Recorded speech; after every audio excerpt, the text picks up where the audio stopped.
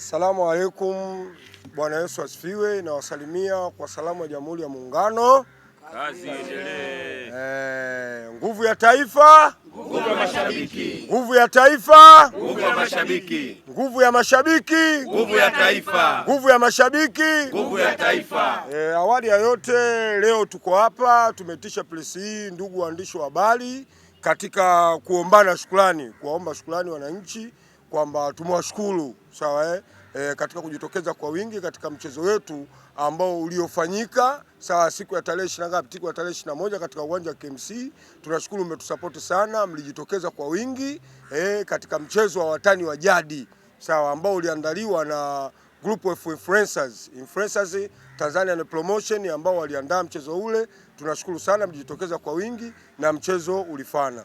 Ila awali ya yote tutangulize tena shukrani zetu za dhati za Kamanda Mlilo kwa kutukubalia kuandaa tena mchezo mwingine ambao utakuwa kati ya Tanzania Sports Influencers ambao watakuja watapambana na jeshi la Tanzania ambao utakaofanyika katika viwanja vyetu vile vile pale KMC Complex tarehe 4 siku ya Jumangapi? Siku ya Jumapili. Mchezo huu utakuwa ni rasmi katika kuhamasisha vijana wote, wapenda michezo wote, watoto wao, wazee, kujongea katika uwanja wa KMC kuja kushangilia kushangilia mechi hii katika kutelekeza amani ya nchi. Kwa hiyo kikubwa sisi kama Tanzania Sports Promotion tumeandaa mechi hii siku ya tarehe 4 tukicheza na jeshi la polisi Tanzania katika uwanja wa KMC. Tunatakiwa tujitokeze kwa wingi katika ili kuja kufanya kuja kusupport mpira wetu wa Tanzania.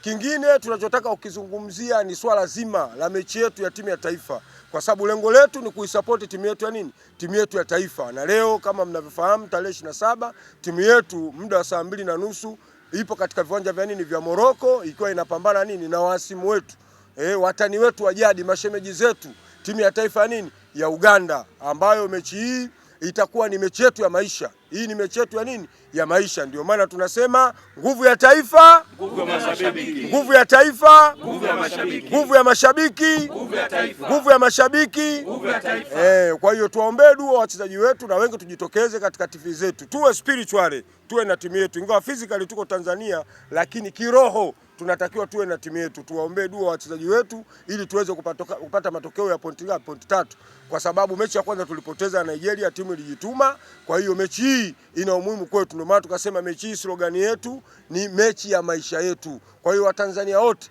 tuwaombee dua wachezaji wetu na tujitokeze kwa wingi katika kuitazama mechi hii ili kupata mustakabali wa timu yetu kuelekea kwenye mechi ijayo.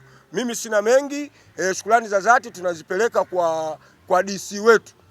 Kwa DC wetu Mr. Mpogoro ambaye ndio mlezi wetu na mtu mkubwa anayetupa support katika kufanya katika kuelekea katika mechi hii. Na vile vile shukrani za dhati tunazitanguliza kwa Rais wa Dar City.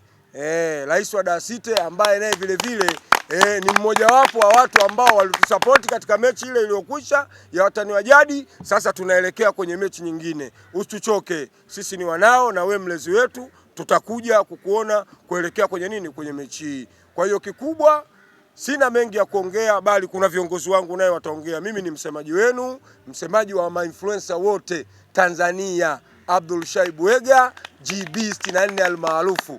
Kwa hiyo namkaribisha katibu wangu naye aje aseme lolote. Akitoka katibu naye atakuja kumkaribisha mzee wetu, mzee wa ushauri, jitu kubwa, jitu refu, jitu lenye mipasi mingi. Leo mipasi mingi itaenda kupigwa leo ndani ya Morocco. Atakuja naye atazungumza, mtapata kumuona. Asanteni, nashukuru sana.